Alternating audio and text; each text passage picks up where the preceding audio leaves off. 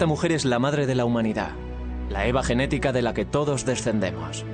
Vivió hace 150.000 años en el este de África, y todos los hombres y mujeres de la Tierra tienen parentesco con ella.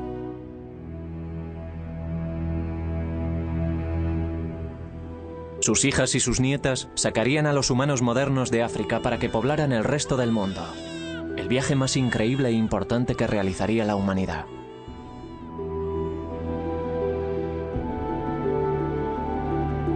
Las huellas genéticas nos proporcionan por primera vez un mapa del itinerario de nuestro viaje. Con él, podemos seguir a las familias de nuestra Eva mientras viajan por un mundo vacío, superan dificultades, se separan y toman caminos distintos para descubrir nuevas tierras. Nos dicen por primera vez quiénes somos y de dónde procedemos. Las preguntas más profundas y que más han inquietado a la humanidad, desde que levantamos la cabeza y miramos a las estrellas.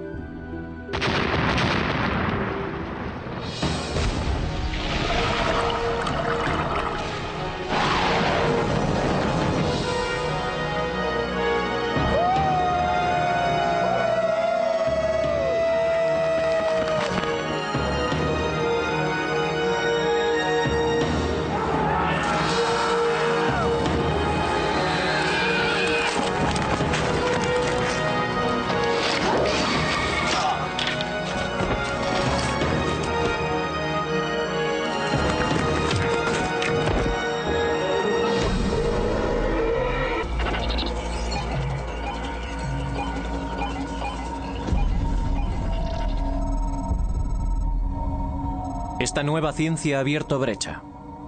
Todos podemos ahora seguir nuestro rastro a través de esta increíble historia. Les hemos tomado muestras a estas personas de Chicago. Nuestras pruebas genéticas les mostrarán cómo viajaron sus antepasados por el mundo para llegar a este destino.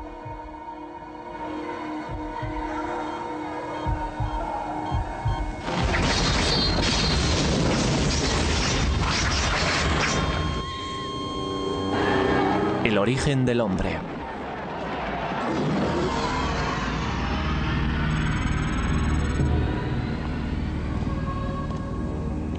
Hace 150.000 años el mundo estaba sumido en una era glaciar.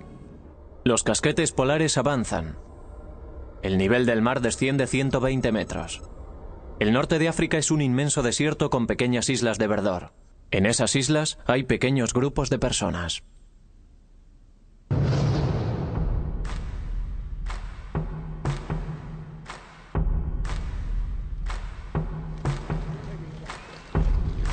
Son los primeros humanos modernos, reconociblemente parecidos a nosotros en físico, intelecto y habilidades. Somos las mismas personas que ellos fueron. El cerebro que empezó a trabajar las primeras herramientas de piedra también nos llevó al espacio.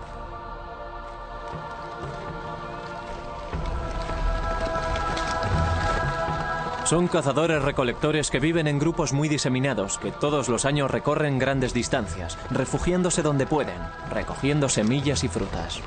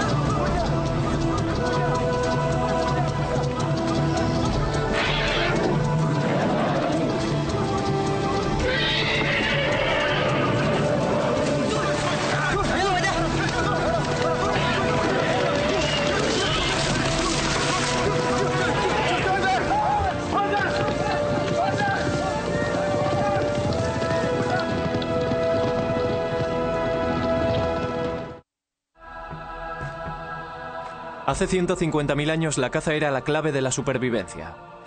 Eso explica muchas cosas sobre el modo en el que evolucionó la raza humana. Para la caza hacen falta unas ideas y una planificación esmeradas. Hacía falta una cooperación que exigía mayor inteligencia y una mayor capacidad para la comunicación. Los alimentos se compartían en el campamento, con lo que se lograba una unidad incluso mayor en el grupo. Nuestros antepasados llevaron una vida compleja y sofisticada, culturalmente distinta a la nuestra, pero con una capacidad total para el pensamiento abstracto y las necesidades familiares. Las huellas genéticas están empezando a revelar más secretos de lo que jamás creímos posible. En solo 7000 generaciones los humanos modernos salieron de África y penetraron en todos los rincones del mundo. Y a través del ininterrumpido hilo genético que nos une a nuestro pasado, podemos comenzar a comprender por qué sucedió.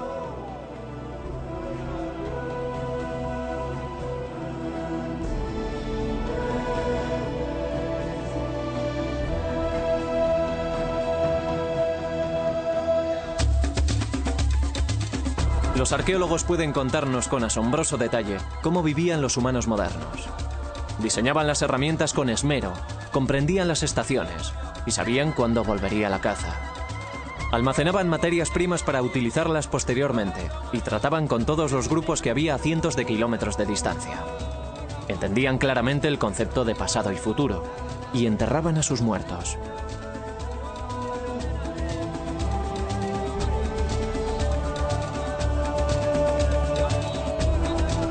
Todo esto lo sabemos por la arqueología, por las piedras y huesos de las excavaciones realizadas en el este de África, continuamente ocupada durante miles de años.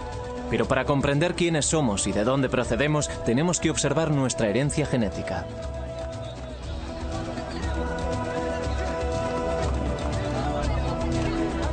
La Eva genética. La mujer de la que todos descendemos no era la única mujer viva en aquella época, ni siquiera la más fértil, sino que sus genes mitocondriales fueron los que más éxito tuvieron y los únicos que sobrevivieron. Todos los seres humanos vivos en la actualidad podemos seguir el rastro de un linaje común ancestral hasta esta mujer a través de una parte singular de nuestro ADN, el ADN mitocondrial. El ADN, el ferroprusiato de la vida, es nuestro código molecular propio y nos define de un modo inmanente a todos y cada uno de nosotros. Las mitocondrias son diminutas estructuras que se encuentran en el interior de casi todas las células humanas. Son distintas al ADN cromosómico normal, que dicta nuestra estatura o el color de nuestros ojos. Los hombres las heredamos de nuestras madres, pero no se las podemos pasar a nuestros descendientes. En las mujeres pasan de madres a hijas a través de interminables generaciones, casi sin cambio alguno. Y así es como podemos seguir el rastro hasta nuestra Eva genética y sus hijas. Así que, escrito en su interior, está la historia de las mujeres del mundo y, por lo tanto, de la raza humana. La profesora Rebecca Kahn fue la científica pionera que descubrió esta importantísima pista. Empecé a trabajar en el ADN mitocondrial humano para poder obtener una perspectiva objetiva que me ayudara a comprender y a ayudar a otras personas a comprender el parentesco existente entre los seres humanos de todo el mundo. Con esta nueva ciencia podía lograrlo. En alguna parte del ADN mitocondrial ocurren siempre mutaciones inofensivas que dejan marcas diminutas de todos los cambios. Estas marcas son como códigos de barras y pueden leerse del mismo modo. Kahn y su equipo descubrieron que los cambios se suceden a un ritmo bastante constante. Descubrieron que los grupos con las marcas más antiguas eran los africanos que vivían en el interior de África y se preguntaron si podían ser los pueblos más antiguos del mundo. La verdad es que me emocioné mucho cuando empecé a descubrir pruebas porque en realidad resultaron ser lo contrario a lo que yo intuía. Tomé imágenes radiográficas de 20 europeos y de 20 afroamericanos. Y en todos los afroamericanos se observaban diferencias. En cambio, los europeos eran todos iguales. Pensé que había etiquetado mal algo o que había cometido algún drástico error. Así que seguimos repitiendo las cosas una y otra vez. Al conseguir más muestras de distintas zonas, me di cuenta de que sobre todo había una diferencia en la norma y de que todo este nuevo tipo de pruebas basadas en la mitocondria iba a cambiar nuestro modo de pensar en los humanos modernos. En 1987, Khan y sus colegas publicaron un trabajo que indicaba por primera vez que las marcas se remontaban a África, demostrando claramente que era el lugar de nacimiento de la raza humana. Un hombre de una tribu de Nueva Guinea, un barman parisino, una maestra americana, un labrador de Polinesia. Era improbable que entre ellos existiese un parentesco, pero estaban relacionados a través de una mujer negra que existió hace 150.000 años. Sus descubrimientos causaron sensación. ¿La respuesta de la gente? Bueno, la respuesta de la gente fue asombrosa. El público estaba realmente interesado en ciertos aspectos del tema y también con cierta tendencia a malinterpretar los datos por la terminología utilizada para describir a esa mujer, a la Eva africana. En realidad la gente creía que se referían a la bíblica, a una sola mujer de la Biblia judeocristiana, la mujer de Adán. Su trabajo consiste en reescribir la historia humana. A través de él sabemos que las primeras mutaciones tuvieron lugar en África, hace quizás 150.000 años, y le pertenecen a nuestra Eva genética. El profesor Christopher Stringer, un eminente paleoantropólogo británico, participó en la datación de los cráneos humanos modernos más antiguos.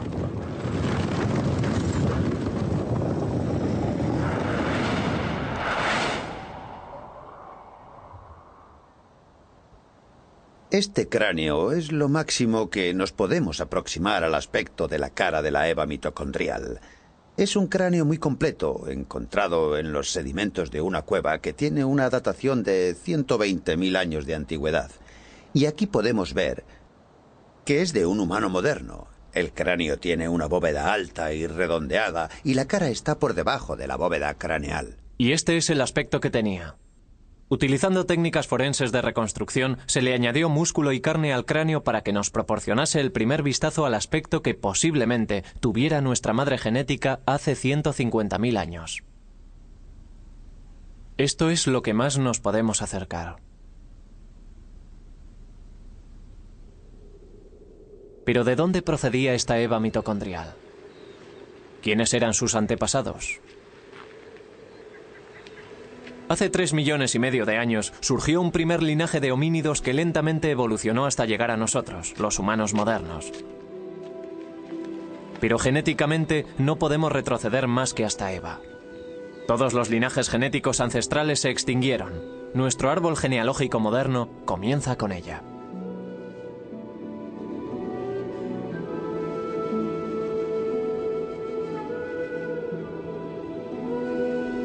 África es el lugar de origen de todas las diversas especies humanas que poblaron este planeta.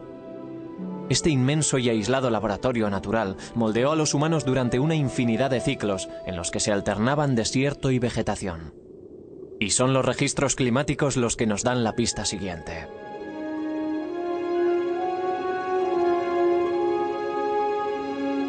Los humanos modernos emprendieron muchas veces la larga caminata de salida de África, asentándose en distintas partes del viejo mundo, pero no sobrevivieron.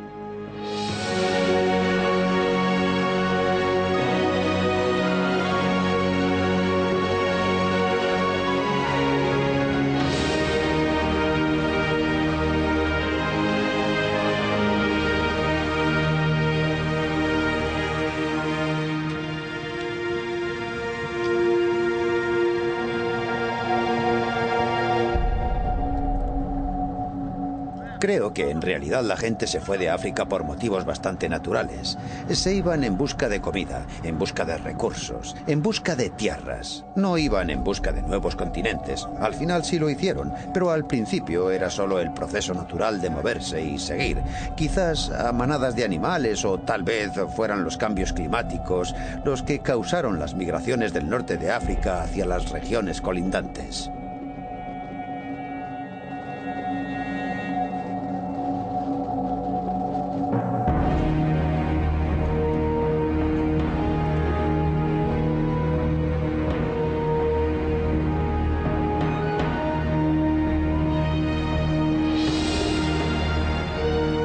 La lucha contra el ciclo de sequía e inundaciones fue la causa de que los cazadores-recolectores tuvieran que recorrer miles de kilómetros. Este grupo, siguiendo a la caza hacia el norte, llegó a Egipto y se adentró en Israel. Pero en el mundo moderno no hay rastro alguno de sus genes.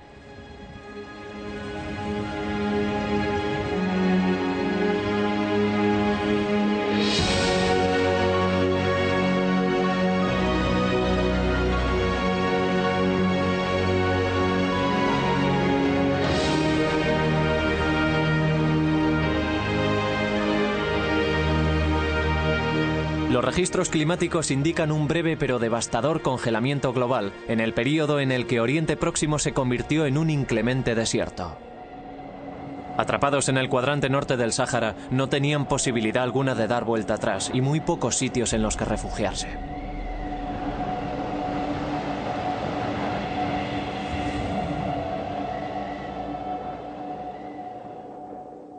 No sobrevivieron ni ellos ni ninguno de su linaje.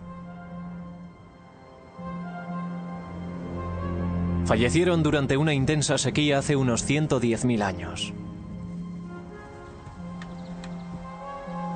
Sus huesos fueron descubiertos en las cuevas de Kafse, próximas a Nazaret, en Galilea, en 1933.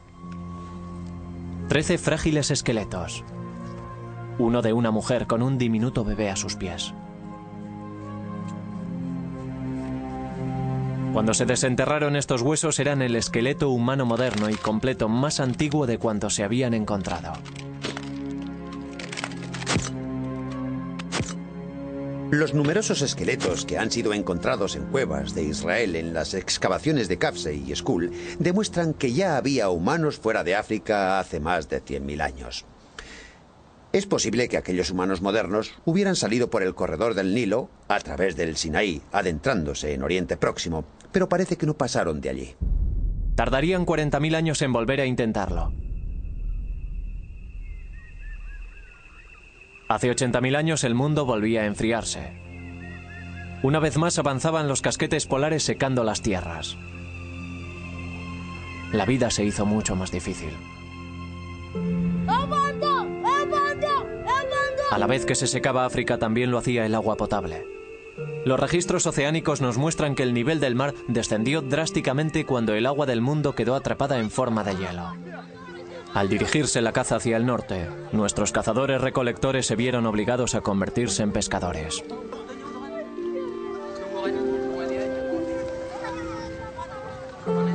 Esta es nuestra Eva, nuestra nueva familia. Descendientes directos de las hijas de la Eva genética original de hace 150.000 años. Ahora viven en la costa. Sobreviven con lo que cosechan del mar. Los guerreros han vuelto sin comida y tienen que enfrentarse a los ancianos.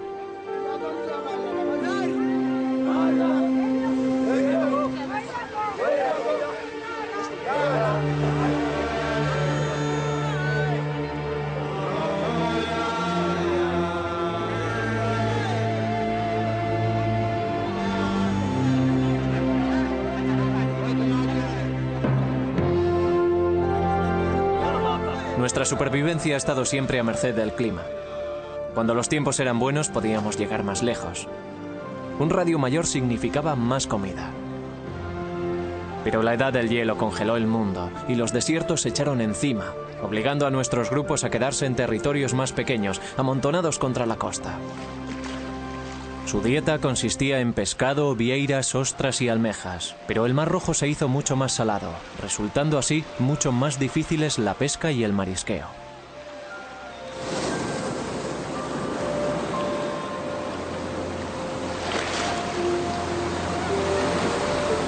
Hasta hace poco, había muy pocas pruebas de que nuestros antepasados hubiesen ocupado las zonas costeras del este de África o de que hubiesen explotado los recursos marinos cerca del litoral.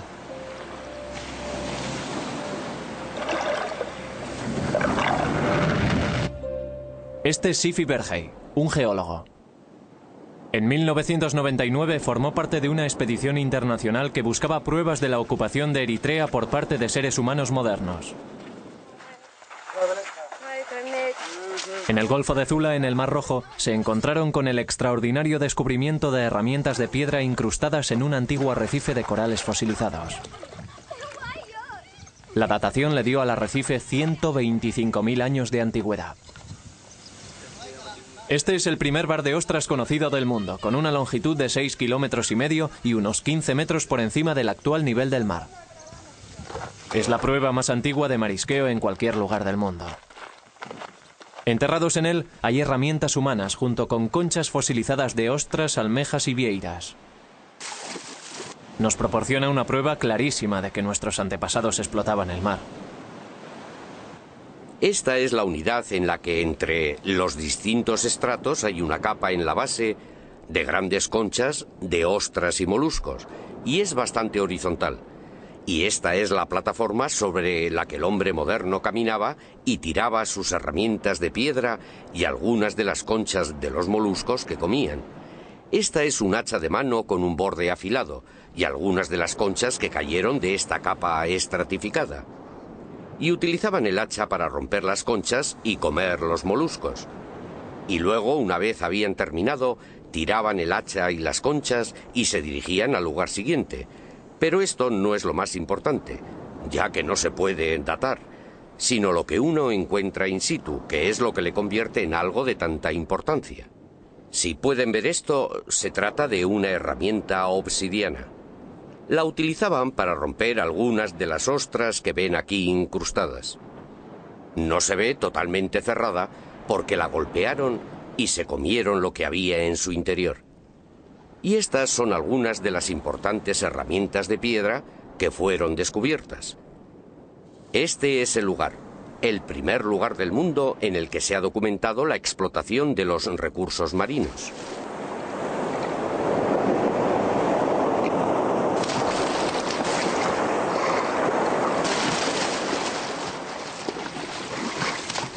Los restos de estas conchas son además una pista vital sobre los motivos por los que nuestros antepasados realizaron la larga travesía para salir de África. Con una dieta constante de alimentos marinos es posible que hubiesen sobrevivido más niños, pero su creciente número haría que la demanda de alimentos fuese aún más irremediable.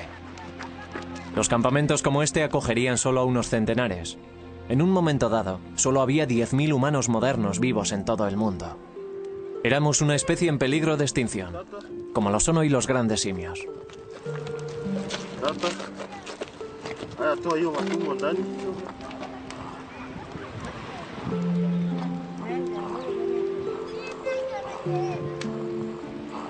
Cuando la pesca y el marisqueo no bastaron ya para alimentarlos, no tuvieron otra alternativa. Para sobrevivir tenían que irse a otro lugar. Al otro lado del Mar Rojo, las lluvias de la estación monzónica regaban las verdes y seductoras colinas de Yemen.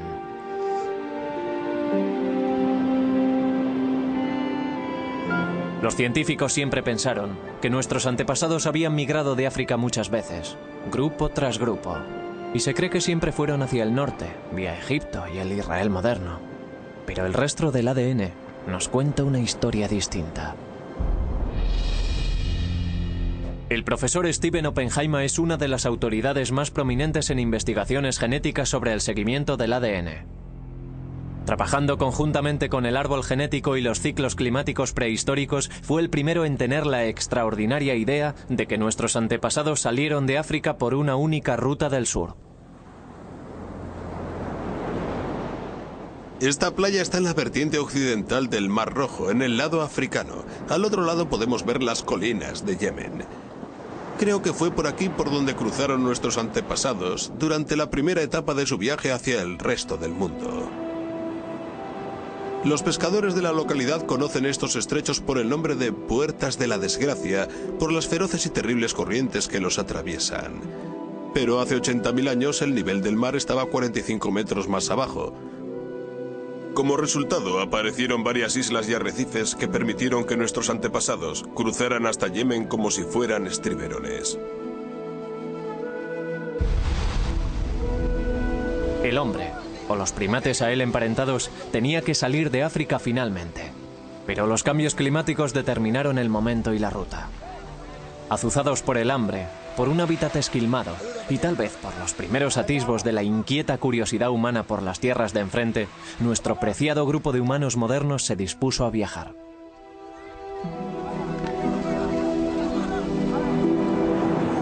Hay dos rutas de salida de África, por el norte del Mar Rojo a través del Istmo de Suez y adentrándose en Oriente Próximo, y la del sur por las Puertas de la Desgracia, adentrándose en Yemen y siguiendo por la costa sur de Arabia hasta la India. Ambas rutas son posibles. Es posible que para llegar al norte nuestros antepasados tuviesen que cruzar el desierto del Sáhara, y en aquellos tiempos era todavía más seco que en la actualidad. Aquí en el sur lo único que tenían que hacer era cruzar este estrecho tramo de agua.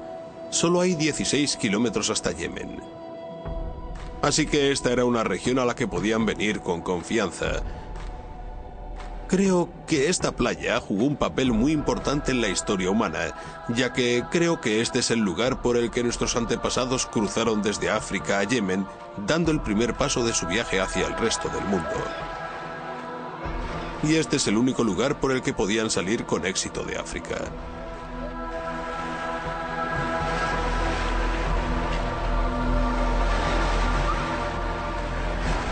Creo que el viaje más importante jamás realizado por la raza humana comenzó aquí, en esta playa, hace 80.000 años.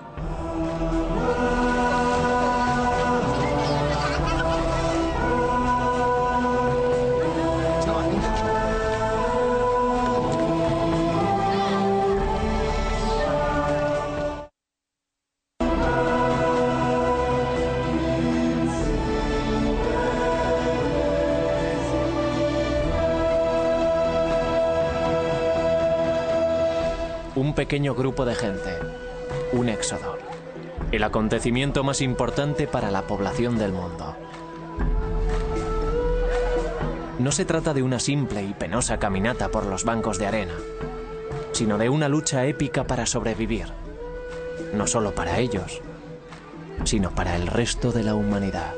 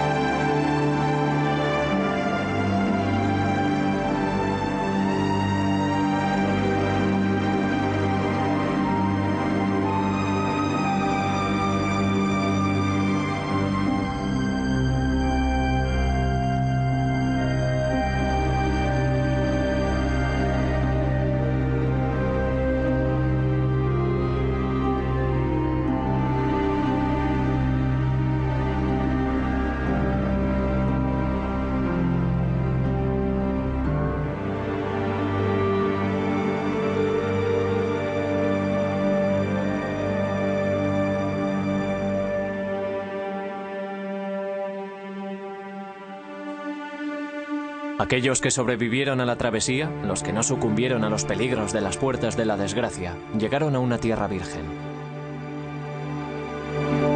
Esta es la nueva frontera situada al principio del resto del mundo.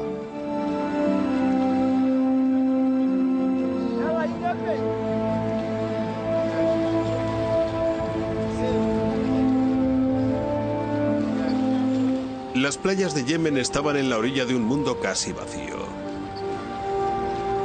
Nuestro grupo estaba formado por los primeros humanos modernos, los primeros de su especie en salir de África, en sobrevivir en este lugar en aquel momento. El grupo se encontraba solo en la orilla del Nuevo Mundo. Al llegar a Yemen, la vida debió ser un poco mejor para el grupo de migrantes. Para empezar, el marisqueo en el Golfo de Adén tenía que ser mucho mejor que en el Mar Rojo. Al contrario de las resecas y saladas playas que habían abandonado, Yemen era verde y fértil, con abundante agua dulce, caza y sombreados oasis. Un refugio seguro para que se asentase en él una familia. Es probable que fuera un grupo pequeño, tal vez con un máximo de unas 250 personas. Estarían diseminadas en unidades familiares de 5 a 20 individuos, pero colaborando con los otros grupos de la población. Cualquier número inferior a 200 hubiera sido inviable. No habrían podido superar las epidemias ni la hambruna. Sabemos que Eva y sus hijas se encontraban entre los supervivientes, ya que de ellas descendemos todos los humanos del mundo fuera de África. La nueva ciencia de seguimiento ha abierto brecha. Al utilizar este único e ininterrumpido linaje genético mitocondrial, los científicos construyeron un extenso árbol genealógico señalando las marcas con precisión, organizándolas por períodos y lugares, y en él se ve que una vez fuera de África, nuestros antepasados se dividieron en grupos, yendo algunos en dirección norte y oeste y otros en dirección este y sur. Una vez hubieron abandonado África y Yemen, tomaron caminos distintos para no volver a verse nunca.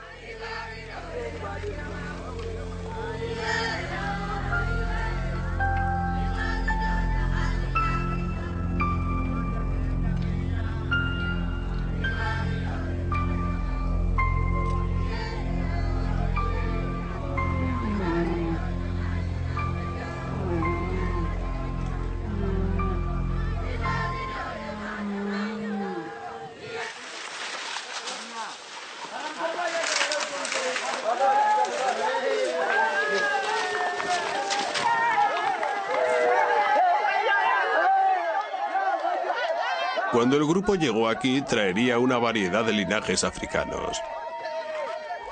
En un grupo de 250 personas al menos había unos 5 o 6 linajes distintos.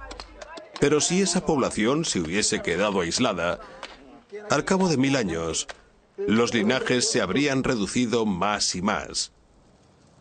El número total de la población habría permanecido inalterable. Es como una aldea galesa, una aldea en la montaña o una aldea italiana en las que tras varias generaciones todo el mundo tiene el mismo apellido. Este proceso de reducción de linajes se llama desviación y tiene lugar en todas las comunidades pequeñas y aisladas. Cuanto menor y más aislado sea el grupo, antes se reducirá a uno el linaje de ADN mitocondrial. No a una persona, ni siquiera a un grupo, sino a un linaje de ADN mitocondrial. Algunas mujeres no tienen hijas, algunas hijas no sobreviven, y así al final solo queda un linaje.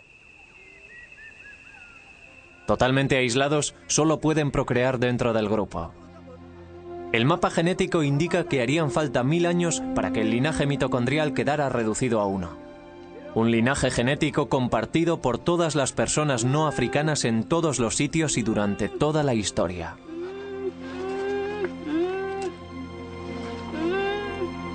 Un único linaje que convence a Stephen Oppenheimer que está en lo cierto sobre nuestra ascendencia africana.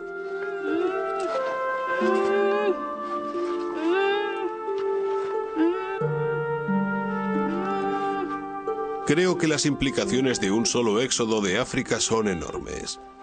Para empezar está la simple observación de que australianos, papúes, nativos del sudeste de Asia, chinos, nativos americanos, europeos e indios descienden todos del mismo pequeño grupo.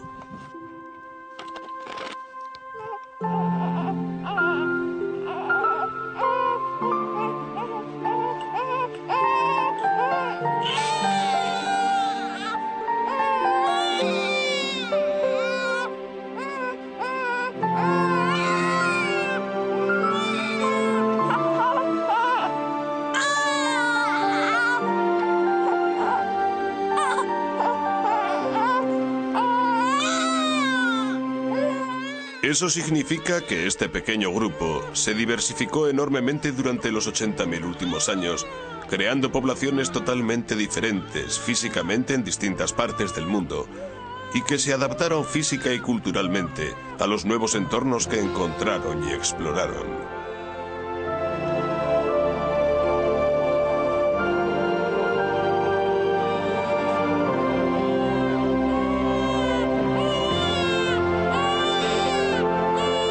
Al salir de África por el Golfo de Adén, las familias se quedaron donde estaban, esperando el próximo cambio climático que les permitiría desplazarse. Sus descendientes serían los pueblos de Oriente Próximo, que se extenderían hacia Europa 40.000 años después, fundando las vibrantes y cosmopolitas ciudades que hoy conocemos.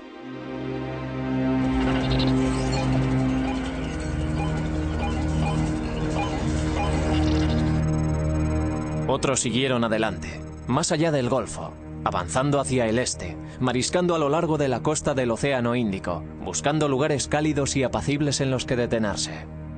6000 años después de haber alcanzado las playas de Yemen, nuestros ancestros habrían llegado comiendo hasta Malasia.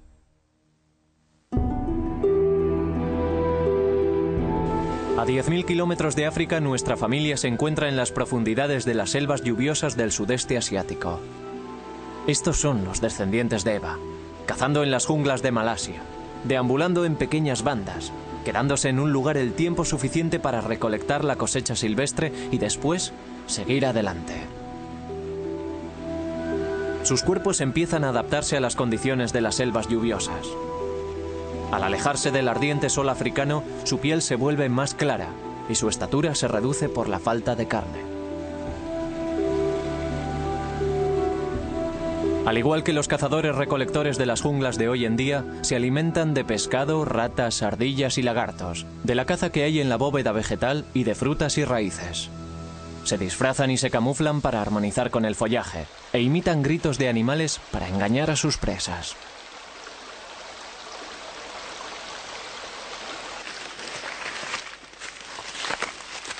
Comparten su vida en la selva con serpientes venenosas, cobras, pitones y animales depredadores. Entre su salida de África y su llegada a Australia, hay pocas pruebas arqueológicas claras de la presencia de humanos modernos y de su asombrosa migración.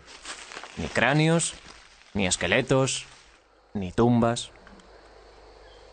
El nivel del mar era más bajo, así que lo que nuestra familia hubiese dejado tras de sí durante su viaje por el litoral ha sido reclamado por este. El rastro genético es lo único que tenemos. Y solo al llegar a Malasia aparecen nuevas pruebas para llenar los espacios vacíos.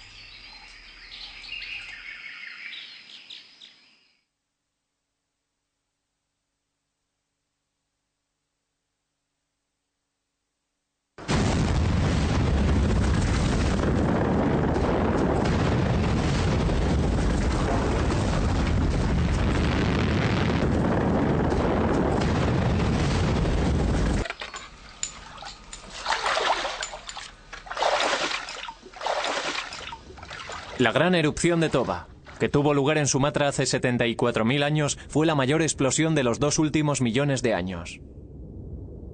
La nube turbia alcanzó una altura de 40 kilómetros y sumió una buena parte del mundo en 6 años de invierno volcánico.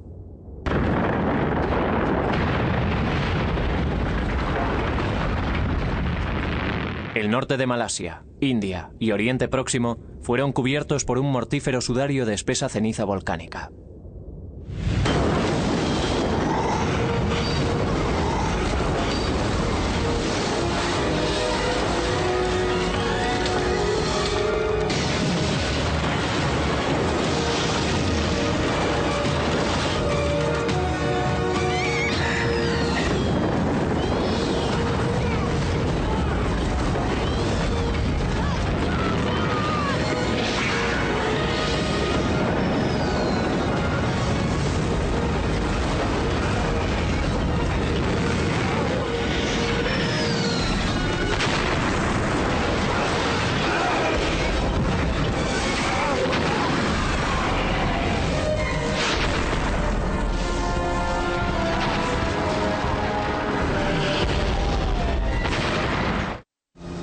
La gran explosión de Toba, la más destructiva de los 2 últimos millones de años, nos proporciona pruebas positivas del viaje de nuestra familia. Este es el pueblo Semang, tímidos cazadores-recolectores de las junglas del interior de la península de los lagos. De un color mucho más oscuro que los demás pueblos de Malasia que los rodean, forman parte del grupo Orang Asli. Stephen Oppenheimer cree que pueden ser el remanente que ha sobrevivido de la familia que salió de África y pasó por aquí hace 74.000 años. Si nuestros antepasados pasaron por aquí durante su recorrido desde África a Australia y a Nueva Guinea, es probable que dejaran un rastro genético. Y sabemos por estudios anteriores que el Orang Asli, como grupo de tribus de la península de Malaya o Malasia, se encuentra entre los pueblos más antiguos de esta región. Y es probable que el pueblo Semang sea el más antiguo de todos. Stephen Oppenheimer ha venido a esta remota aldea Semang para recoger muestras de ADN, con la esperanza de que ellas confirmen su teoría. Nama Farida. Si mi teoría es correcta sobre que salieron de África hace 80.000 años, habrían tenido que recorrer 10.000 kilómetros para llegar aquí en 6.000 años para poder estar en el momento de la gran explosión de Toba. Lo que significa 1.600 metros al año, algo muy factible para su tipo de vida nómada avanzando a lo largo de la costa. Para determinar si pertenecían a aquel grupo que salió de África o no, tenemos que examinar su linaje genético, y el ADN mitocondrial en particular nos dirá si descienden directamente de las dos hijas de Eva que tuvieron su origen justo al salir de África o no. Si tienen sus propios y únicos linajes, nos indicará que han estado aislados desde entonces, hace 70 u 80.000 años, y que han evolucionado completamente solos. O si, por otra parte, descubrimos que sus linajes descienden de pueblos posteriores, como el australiano o el papú. De nuevo, nuestro seguimiento genético nos ayudará a saber si es o no es ese el caso. El análisis genético puede demostrar que los Semán son una raza antigua, pero no nos puede decir con exactitud cuándo llegaron aquí. Tenemos que buscar otras pruebas para darle validez a esta teoría. Estas toscas herramientas fueron encontradas en un valle boscoso llamado Kota Tampan, cerca de Penang. En zonas contiguas hay yacimientos con el mismo tipo de herramientas. Lo que hace que estas sean particularmente interesantes es que están incrustadas en una capa de ceniza de Toba, con una datación de 74.000 años de antigüedad. La profesora Suraina Nayik estaba buscando el antiguo cauce de un río cuando se encontró con el yacimiento de Kota Tampan. Lo que había encontrado la profesora Nayik era un taller de herramientas de piedra al que se le pudo hacer una datación exacta de 74.000 años de antigüedad.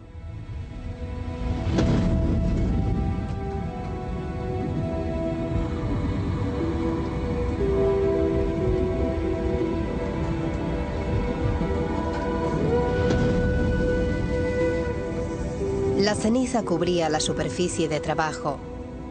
Tenía una datación de 74.000 años de antigüedad.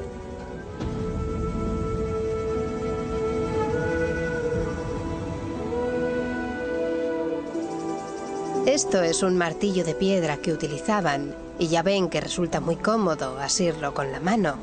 Y este es el canto que utilizaban. Esto es un hacha. Y es de un tipo de hachas que, digamos, abundan mucho en Asia y en el sudeste asiático. Lo que buscaban era el ángulo del borde. El ángulo del borde tenía que ser apropiado y el borde tenía que ser agudo. Esto se utilizaba para trabajos pesados. Es pesada, tiene un borde afilado y probablemente la empleasen para talar árboles. Nayik estaba convencida de que las dejaron allí unos hombres modernos. Kota Tampan también nos reveló a unos hombres que tenían una mente compleja. Toda su tecnología nos revela una mente racional, sistemática y organizada. La mente del Homo sapiens.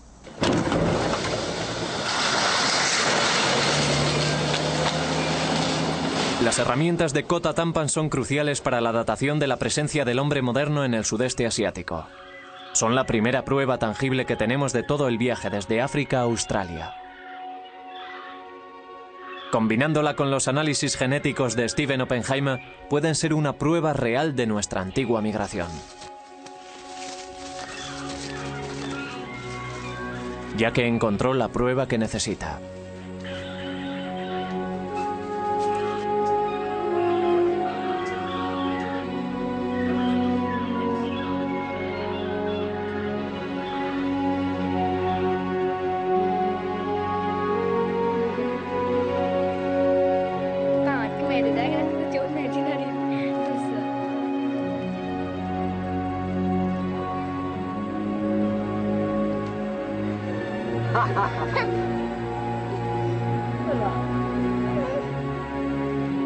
Por primera vez, la arqueología y la genética nos dan la misma respuesta en este punto crucial de nuestro viaje. Ahora podemos estar seguros de que nuestros ancestros pasaron por aquí hace 74.000 años. Los resultados son muy emocionantes. Los Oranjashli, el grupo Semang de aquí, tienen un único linaje genético propio que sugiere que pudieron estar en aquel primer viaje por las playas hace 75.000 años. Tienen un único linaje propio que proviene de las dos primeras hijas de Eva fuera de África. Y lo hemos seguido hasta aquí, y no lo comparten con ningún otro pueblo del sudeste asiático. En aquella época el nivel del mar estaba 48 metros más abajo. La mayor parte de las islas del sudeste asiático estaban unidas en la singular masa de tierra del continente Sunda. Los supervivientes del invierno volcánico de Toba llevarían nuestro viaje genético a su gran etapa siguiente, el desconocido continente de Australia.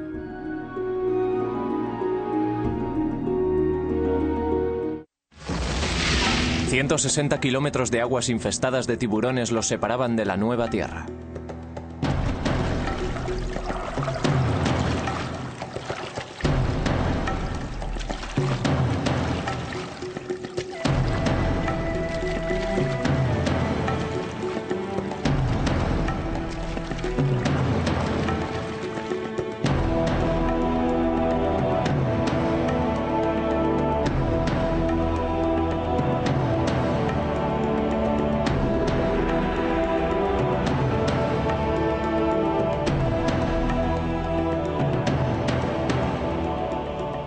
Este es el segundo gran éxodo de la migración de la humanidad por el mundo.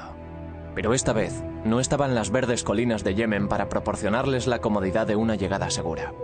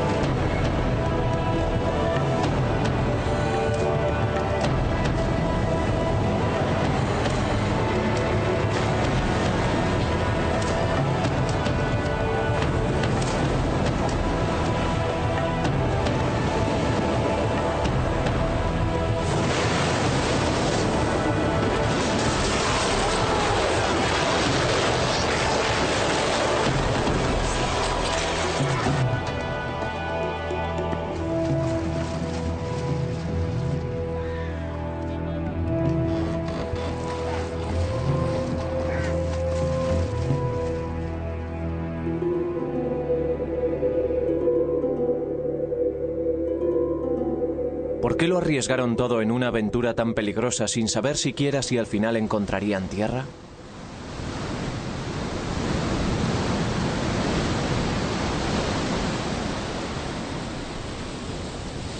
Algunos científicos creen que el viento los llevó a la deriva y llegaron accidentalmente a la costa desconocida.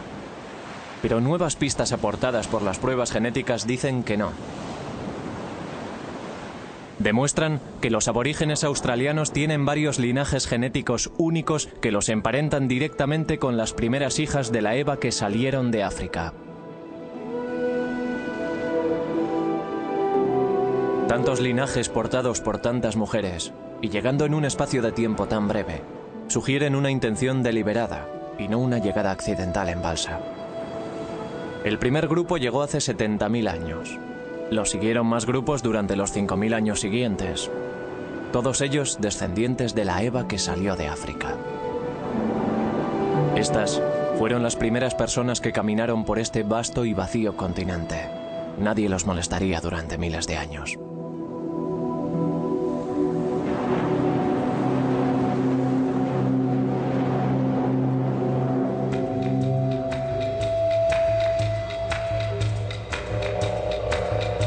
La Australia en la que se adentraron era el hogar de animales gigantescos, megafauna. Canguros de 3 metros de estatura y tortugas tan grandes como coches. Uno era el Geniornis, un ave gigantesca incapaz de volar. Las pinturas rupestres de las cuevas de este mundo desaparecido tienen una datación de 61.000 años de antigüedad. Pero de repente, 10.000 años después, aquel fantástico animal y toda la megafauna se habían extinguido. No hubo alteraciones climáticas, no hay grandes yacimientos de matanzas que nos indique un exceso de caza. Pero los humanos cambiamos el mundo en cualquier lugar en el que nos encontremos. La repentina extinción es una prueba de su presencia. Parece probable que nuestros antepasados destruyeran el ojoso hábitat con fuego, y los animales de tamaño mayor que se alimentaban de plantas simplemente murieron.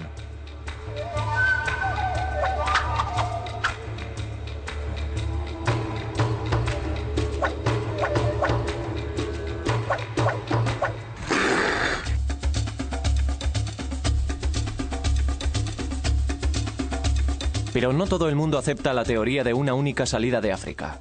Este lecho seco de un lago es uno de los lugares en los que la teoría puede venirse abajo, a pesar de la coincidencia arqueológica y genética en Malasia durante nuestro seguimiento. Este cráneo del hombre de Mungo III es la pieza clave del rompecabezas. Cuando lo encontraron, la datación de la tierra que lo envolvía fue de 62.000 años de antigüedad. Cuando se analizó el ADN de los huesos, su ADN, algo que causó sensación, no coincidió con ningún otro de cualquier parte del mundo.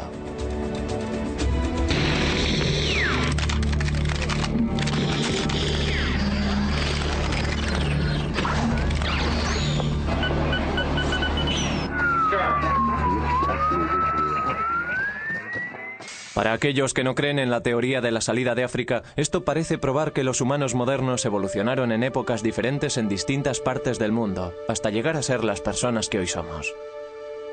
Pero otros científicos, como el profesor Chris Stringer, tienen dudas. La extracción del ADN es muy problemática, sobre todo en un esqueleto de 60.000 años de antigüedad. En primer lugar, es posible que el ADN recogido sea contaminación. No estamos seguros de ello, pero aunque se trate de un ADN genuino, otros análisis han demostrado que puede haber derivado de un ancestro africano, igual que todos nosotros. Así que, en mi opinión, las pruebas de Mungo, de los huesos y el ADN siguen apoyando el reciente origen africano de nuestra especie. Los aborígenes australianos son un pueblo antiguo, pero ya no se parecen a sus antepasados que llegaron hace tantos miles de años. Sus cuerpos se han adaptado, reteniendo algunas de las características necesarias para sobrevivir como cazadores-recolectores en el duro entorno del desierto. Bajo la piel, somos todos muy parecidos. Nuestro ADN muestra que descendemos de una combinación genética muy pequeña.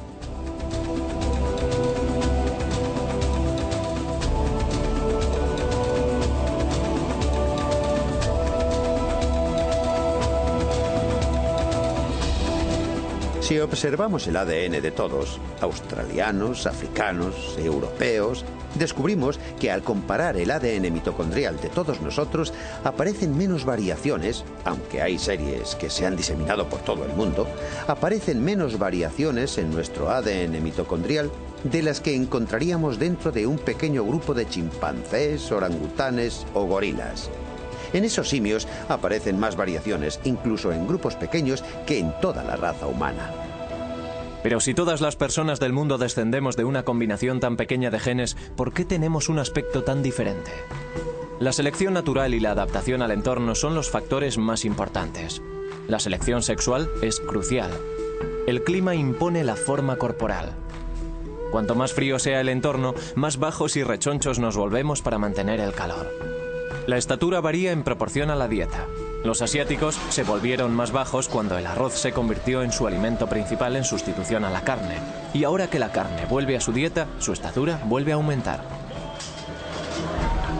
Nadie sabe por qué los asiáticos tienen pliegues epicántricos en los párpados.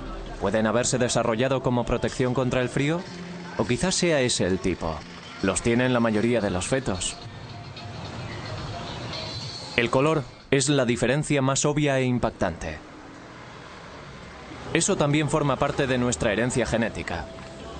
Mila Jablonski, una eminente científica que observa la evolución del color de la piel, estaba trabajando en la importancia del ácido fólico en el desarrollo fetal, cuando se encontró, por casualidad, con la respuesta. Comencé mis investigaciones en la evolución del color de la piel tras preparar una disertación para una clase hace más de 10 años. Fue muy interesante. Durante los preparativos para la clase me di cuenta de que se sabía muy poco sobre la evolución del color de la piel y que lo poco que se sabía no era muy convincente. Mientras preparaba aquella disertación, descubrí un interesante documento que indicaba que existía una importante e interesante relación entre las radiaciones ultravioleta y una biomolécula muy importante llamada folate. El ácido fólico es crucial para el desarrollo embrionario y el exceso de radiación ultravioleta del sol lo destruye. Por lo que nuestros antepasados del África tropical tenían que ser oscuros para propiciar su supervivencia, pero la falta de radiación ultravioleta impide la formación de la vitamina D, lo que causa raquitis y puede ser mortal. Así que cuando migraron hacia el sombrío norte, tuvieron que volverse más pálidos para sobrevivir. Mila ha descubierto una sencilla ecuación evolucionista. Si observamos la pigmentación de la piel entre los pueblos indígenas actuales, vemos que hay gente muy oscura en las regiones ecuatoriales de alta exposición al sol y gente significativamente más clara según avanzamos hacia los polos. Y resulta que la melanina, la protección natural contra el sol, es un filtro fenomenal para las radiaciones ultravioleta. En cierto modo es demasiado bueno. Y para que podamos fabricar suficiente vitamina D en la piel, tenemos que reducir la cantidad de melanina existente en ella. Y por ello lo que vemos en el curso de la historia de nuestra especie, al pasar de zonas de alta radiación ultravioleta a zonas de baja radiación ultravioleta, es que nuestra piel ha perdido pigmentación paulatinamente.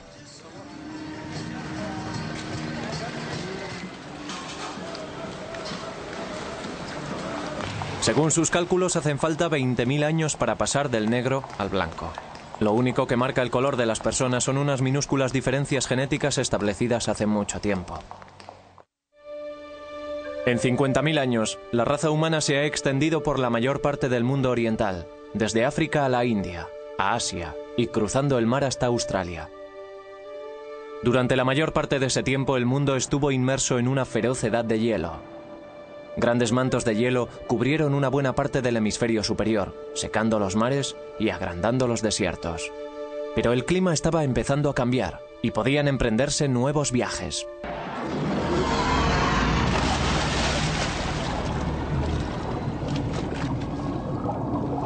Durante la épica migración a lo largo de las playas desde África a Australia, nuestra familia fue dejando tras sí colonias que realizaron nuevos viajes por su cuenta. Un grupo se abrió camino a través de Asia, adentrándose en China y rebasando sus confines. Otro se dirigió al norte desde la India, llegando hasta las vastas estepas asiáticas tras dejar atrás el Himalaya. Y otro se quedó aquí, en el Golfo Arábigo. Los grandes lagos de agua dulce permitieron a nuestras familias procedentes de África colonizar estas bolsas de abundante vegetación rodeadas por el desierto.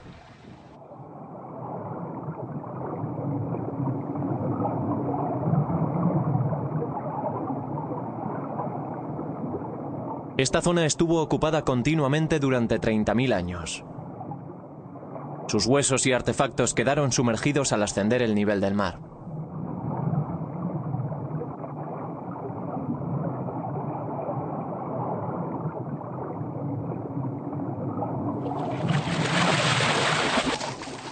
Hace unos 50.000 años y por primera vez, los linajes genéticos comenzaron a extenderse hacia el norte adentrándose en Europa. Pero el período ha sido siempre un enigma. Si los humanos modernos pudieron llegar a Australia hace 70.000 años, ¿por qué no llegaron a Europa hasta hace 50.000 años? Es un viaje mucho más corto. Stephen Oppenheimer cree tener la respuesta. Creo que la respuesta es que se vieron obstaculizados. No pudieron llegar a Oriente Próximo, a Israel y al Líbano porque en medio había un gran desierto. El desierto formado por el de Arabia Saudita y el de Siria. Y hasta hace 50.000 años era absolutamente infranqueable.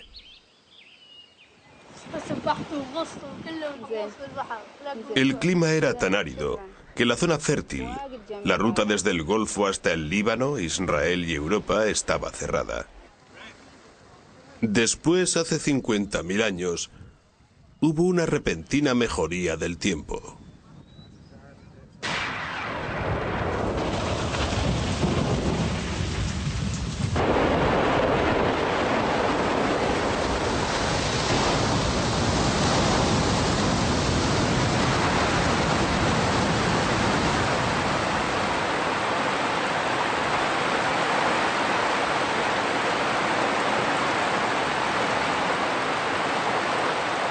Después de siglos en los que predominó el desierto, llegaron las lluvias. Las lluvias monzónicas arrecieron en Arabia y en la India, y la zona fértil fue en aumento. Los ríos se llenaron y la caza se encaminó al norte. Nuestras familias y nuestros linajes genéticos fueron tras ella.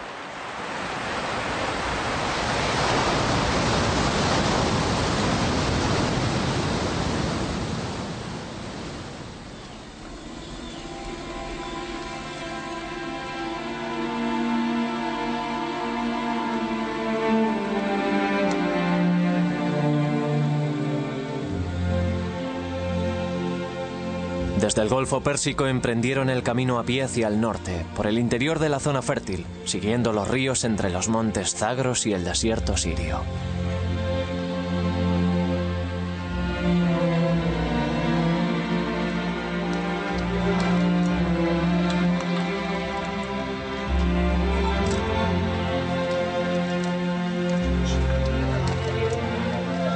La idea de que los europeos llegaron por el norte de África está muy firmemente afincada, pero las pruebas de Stephen Oppenheimer no la apoyan.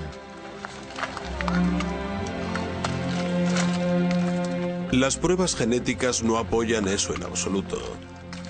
No hay prueba alguna de que las primeras ramas, de hecho en la región europea, solo se encuentra una de las ramas principales que pueblan el mundo.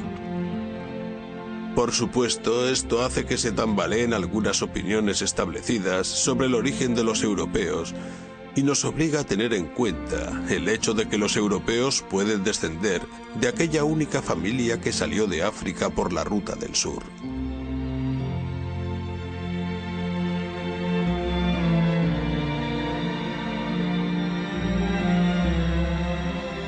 Esta nueva prueba genética reescribirá la prehistoria europea.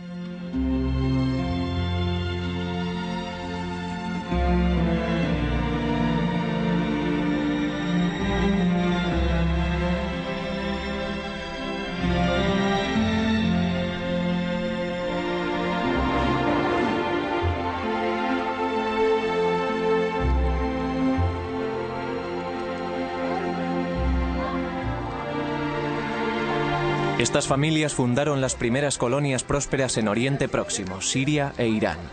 La tierra que se encuentra entre los ríos Tigris y Éufrates, dos grandes ríos que fluyen de las tierras altas de Turquía, en el norte hasta el Golfo.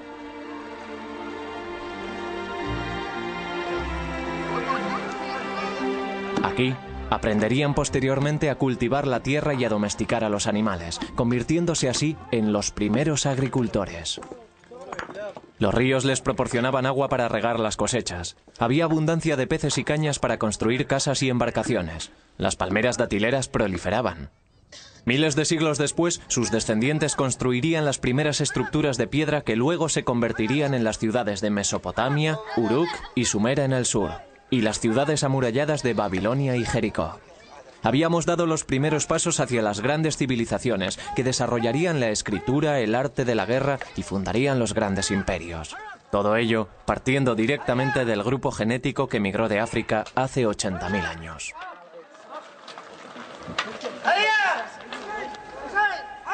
Durante este tiempo hubo también una explosión de nueva tecnología. Las herramientas de piedra y las lanzas que manufacturaban los humanos modernos se volvieron incluso más ligeras y efectivas. Los montes Zagros estaban llenos de caza, y la buena caza da estabilidad. Al mismo tiempo comienzan a establecer la ubicación simbólica de campos de enterramiento en lugares sagrados, cuyo valor para la comunidad ayuda a crear y a definir una sensación de territorio duradero.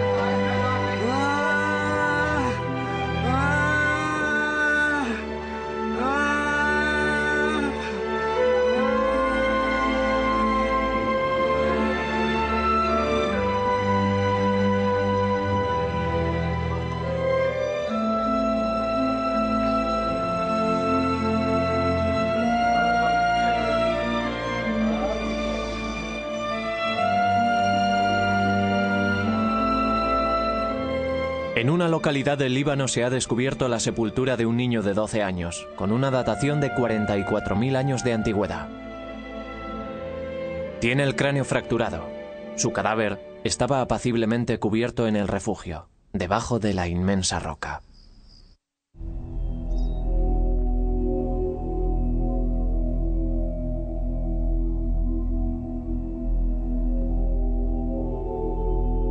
Desde estos puntos las familias se dispersaron rápidamente por el Mediterráneo, al sur a lo largo de la costa de Siria hasta el norte de África, al norte a través de Turquía, atravesando los Balcanes y adentrándose en Europa.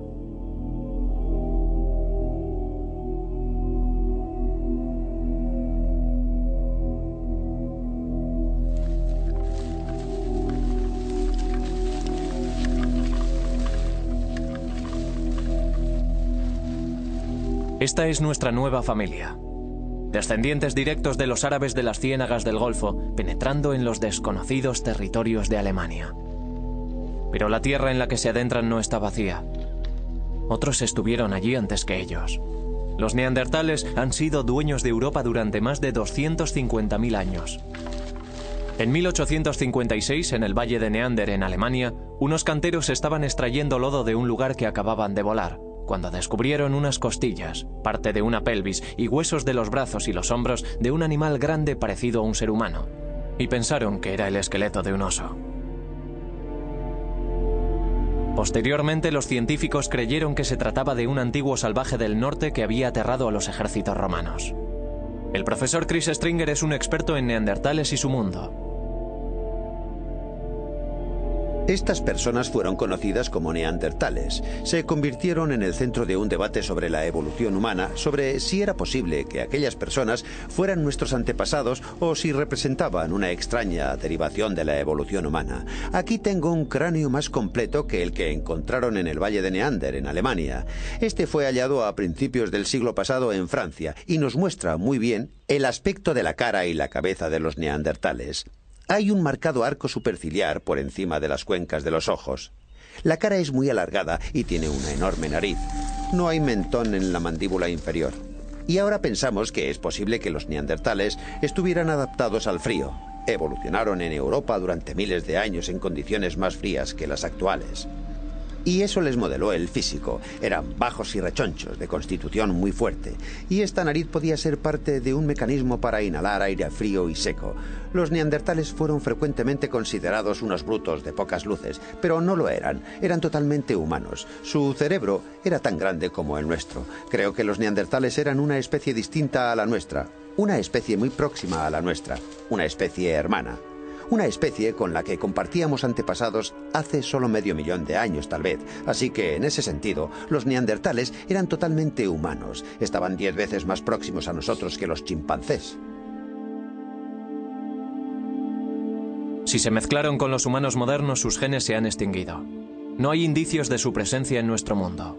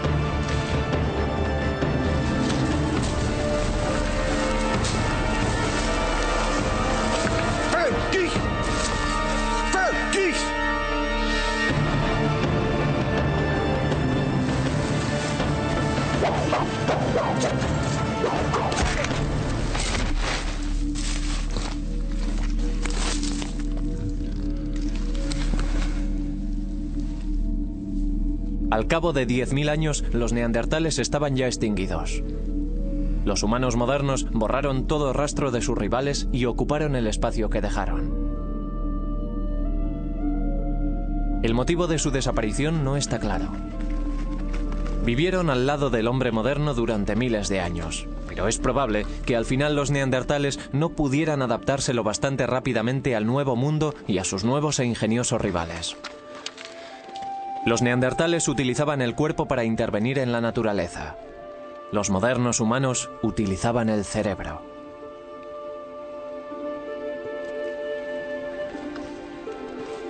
Al espacio vacío acudieron oleadas de humanos modernos, de Oriente Próximo y Rusia, extendiéndose por toda Europa. Los científicos creen que estas oleadas descendían de 4 linajes de ADN mitocondrial, 4 nietas de la Eva que salió de África. Llegaron entre 45.000 y 10.000 años atrás. El europeo más moderno puede seguir su linaje hasta ellos.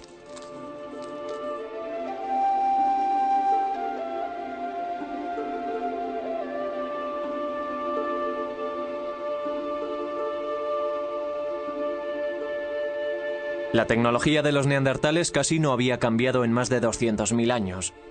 Tan pronto llegaron los humanos modernos, apareció de repente una gran variedad de herramientas diferentes, así como ornamentos. Los arqueólogos consideran estos ornamentos como una marca definitoria de los humanos modernos y el primer interés por los ornamentos en 5 millones de años de evolución. Aquí tengo un ejemplo. El diente agujereado de un tejón de la cabaña de Ken debió de ser parte de un collar que alguien llevaba.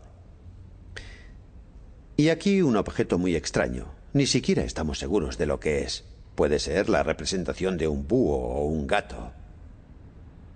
Y aquí una de las estatuillas más famosas de la República Checa, hecha de barro cocido hace unos 27.000 años, de un lugar llamado Donli Stonice. Una hermosa obra de arte. Muchos de estos objetos son puntiagudos en la base, como si hubiesen estado clavados en el suelo. Algunos están cubiertos de ocre y otros están pulidos por haber sido manoseados, quizás durante muchas generaciones. Eran objetos valiosos, muy bien guardados y evidentemente tenían un significado ritual y simbólico para aquella gente. Quizás un significado religioso. Y aquí una de las obras de arte más delicadas. Está tallada en marfil de mamut, un material muy difícil de trabajar. Procede de una excavación en una localidad francesa. Es una hermosa representación de lo que parece ser la cabeza de una mujer, con un peinado muy elaborado o quizá una toca. Se trata de una obra de arte hermosa y delicada. Es muy difícil deducir por estas piezas si se trata de representaciones de personas reales o si están idealizadas de alguna manera para reflejar una especie de belleza ideal. En algunos casos creo que el detalle es suficiente para sugerir que están basadas en personas reales. Otra cosa que encontramos en la llegada de estos humanos modernos a Europa son vestigios de ropa. He aquí una de las pruebas más directas. El hecho de tener aquí una aguja de hueso. Así que estas personas cosían telas, cosían pieles, y hay pruebas de que incluso tejían telas. Se trata de otro nivel de complejidad, que les habría dado mayores posibilidades de adaptación climática, por ejemplo, y por supuesto muchas más oportunidades de expresarse personalmente para que con el tiempo se desarrollaran cosas como la moda. Y esto también lo vemos en el interior de las sepulturas, personas que han sido enterradas con ropas y que en algunos casos están cubiertas con miles de abalorios hechos de marfil de mamut. Y cada uno de esos abalorios representó horas y horas de trabajo, así que aquí tenemos pruebas de una vida verdaderamente rica y compleja que no hallamos en los neandertales. Aquí tengo un mamut grabado en un trozo de colmillo de mamut, procedente de una localidad francesa, y tiene unos 15.000 años de antigüedad. Pero estas personas, estos primeros humanos modernos, los Cro-Magnon, no solo grababan en trozos de huesos y colmillos, también esculpían y tallaban, hacían modelos de arcilla y, por supuesto, pintaban las paredes de sus cuevas, y este arte data de hace al menos 35.000 años. Pintaron una gran variedad de cosas, a menudo los animales que cazaban, en algunos casos animales peligrosos, tales como leones o rinocerontes lanudos. En otros casos, ni siquiera podemos reconocer qué animales son los representados. Los animales parecen ser símbolos mágicos, seres imaginarios, y es posible que parte de este arte se utilizara en ceremonias y rituales de iniciación. Y es posible que una buena parte fuera creado en un estado de trance inducido por los chamanes por medio de su magia.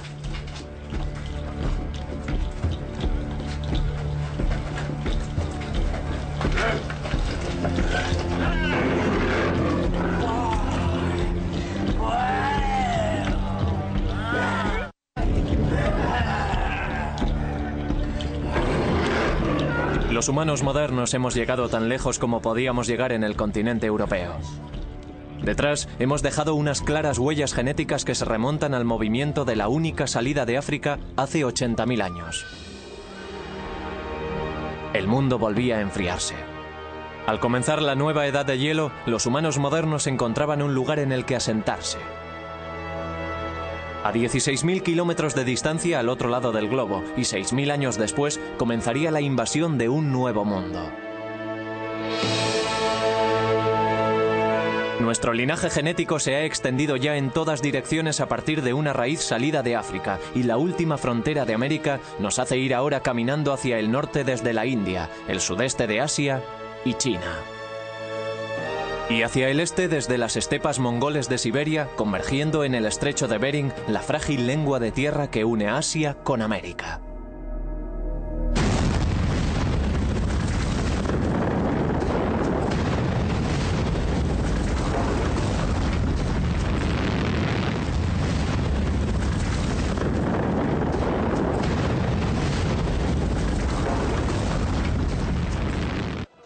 América es un rompecabezas prehistórico. Durante mucho tiempo los arqueólogos insistieron en que nadie había llegado a América hasta hace 15.000 años. Pero la nueva información conseguida por el seguimiento genético del ADN dice que nuestros antepasados cruzaron el estrecho de Bering entre 25.000 y 20.000 años atrás. Este es el último de los grandes viajes para poblar el mundo. Y todos los linajes genéticos nos llevan a una meta. Estos son los primeros americanos.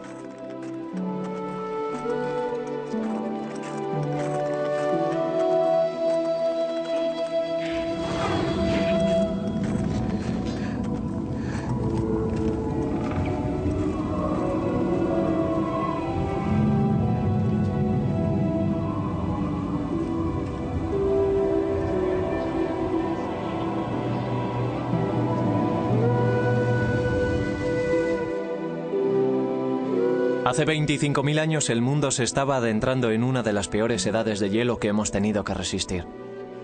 En algunos lugares, el hielo tenía un espesor de 5 kilómetros.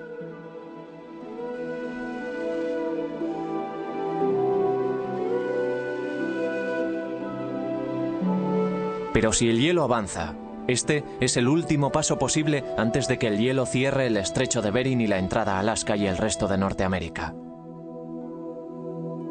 Tardaría otros 8.000 años en volver a abrirse.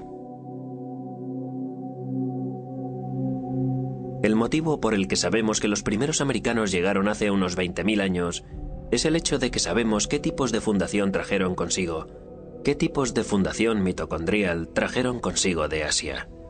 En Asia tenemos tipos similares a los tipos americanos y por lo tanto sabemos cuáles entraron en América en contraposición a aquellos derivados de la llegada a América.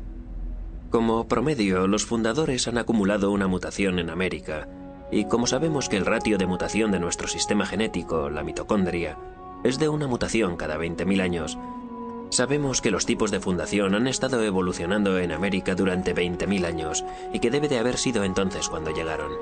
En Norteamérica, el gran manto de hielo laurentiano cubrió las llanuras centrales destruyendo todo lo que encontró a su paso y obligando a nuestros emigrantes a descender por la costa oeste hasta Sudamérica. Según retrocedía el hielo, se fueron extendiendo por la tierra liberada.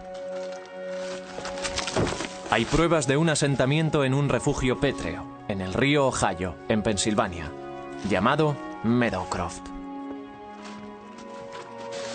Meadowcroft es muy importante para la historia americana porque tiene una datación de 16.000 años de antigüedad y es por lo tanto uno de los primeros asentamientos americanos acreditados por las autoridades. Y casa estupendamente con nuestros cálculos genéticos, ya que tuvieron que llegar varios miles de años antes para poder llegar a Meadowcroft. El Dr. James Adebayo dirigió al equipo de científicos que excavó el refugio.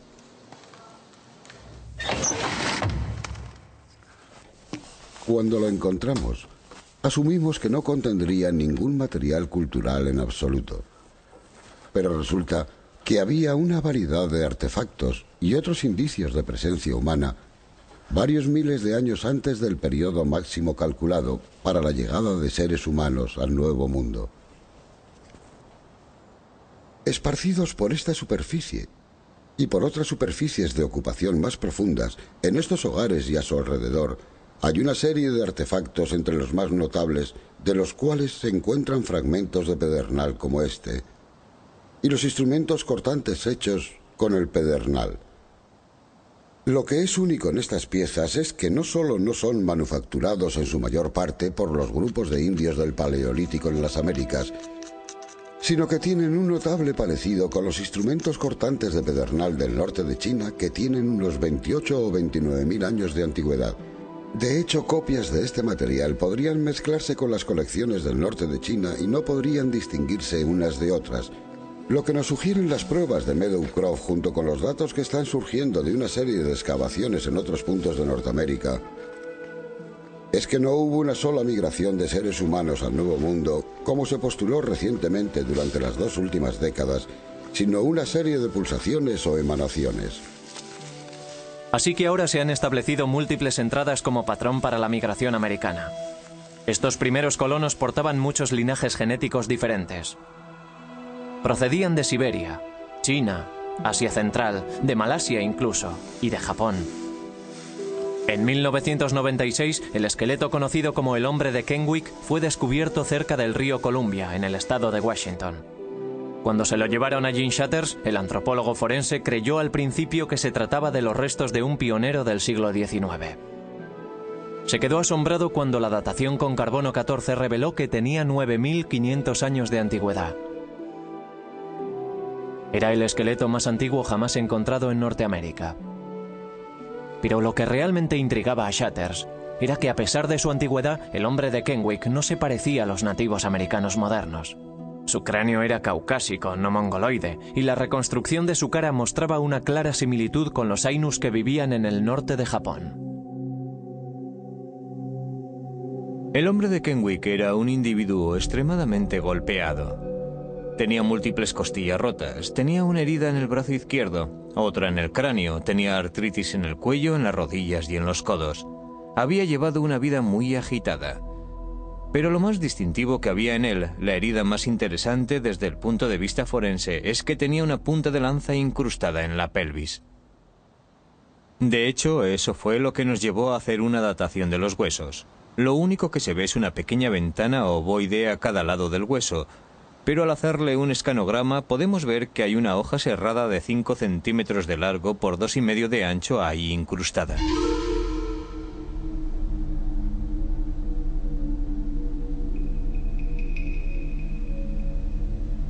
Lo interesante de esta punta de lanza es que es de un estilo que solo vemos tras la muerte de este hombre en el este de Washington.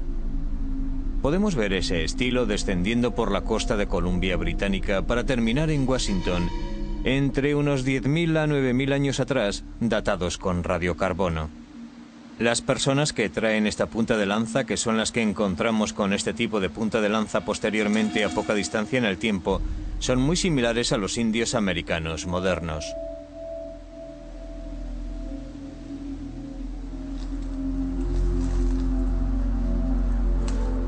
Los cráneos de los indios americanos podrían perderse fácilmente entre una multitud. Así que lo que parece es que llega una nueva población con características del nordeste de Siberia y empieza a sustituir a los inmigrantes de la primera llegada. Lo que esto sugiere en un sentido más amplio es que hubo algún tipo de conflicto. ¿Se trataba de un conflicto personal? ¿Se había enfurecido alguien con él por algún tema sin importancia? ¿O se trataba de hecho de una disputa por el territorio entre poblaciones rivales que acaban de entrar en contacto? El hecho de que suceda en el momento de la llegada de las nuevas poblaciones, el hecho de que el hombre de Kenwick tenga un aspecto distinto a las poblaciones recién llegadas, no sugiere que se trata de una disputa por el territorio.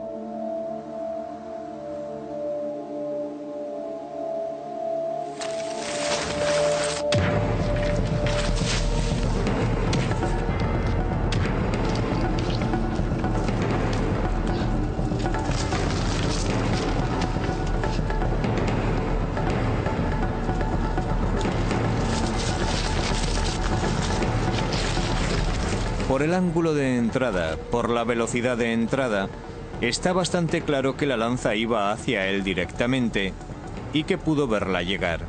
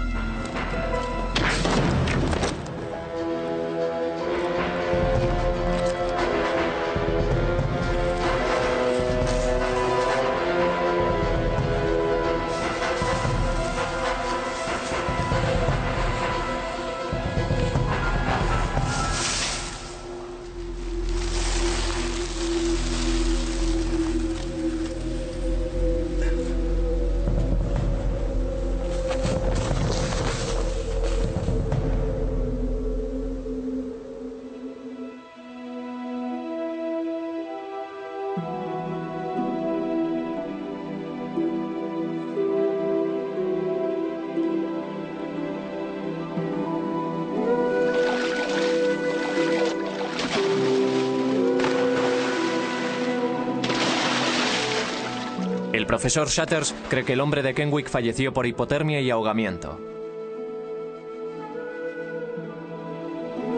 Desde la muerte del hombre de Kenwick, las poblaciones de humanos modernos han pasado de miles a millones. Hemos avanzado de cazadores-recolectores primitivos a agricultores y comerciantes, a habitar en pueblos y ciudades, y de dominios tribales a imperios. En 5000 generaciones hemos llegado al mundo moderno que hoy conocemos.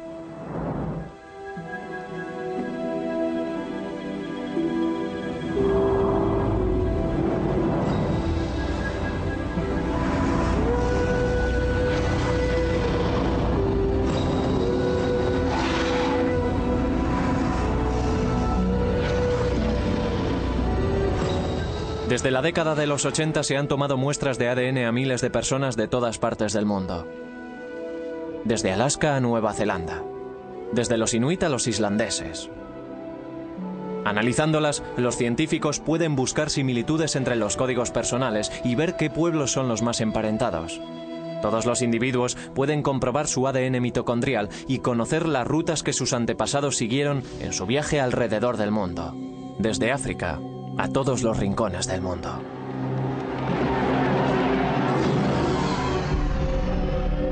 En Chicago tomamos muestras a 5 personas que están elaborando su árbol mitocondrial.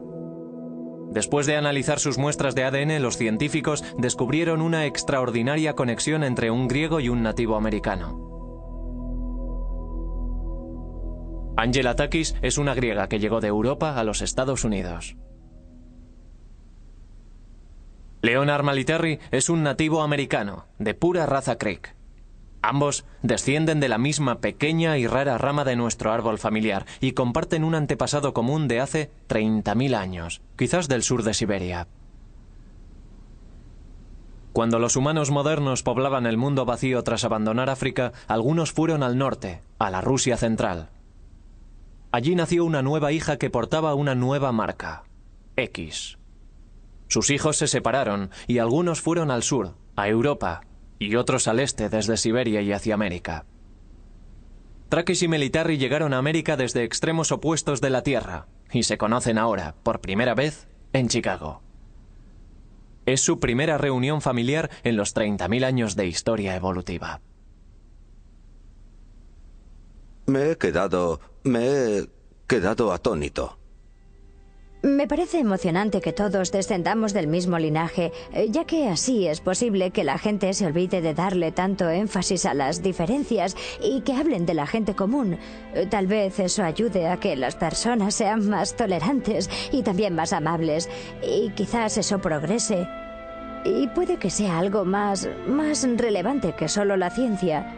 Y puede que tal vez la humanidad en general pueda... Bueno, creo que hoy ya es muy relevante.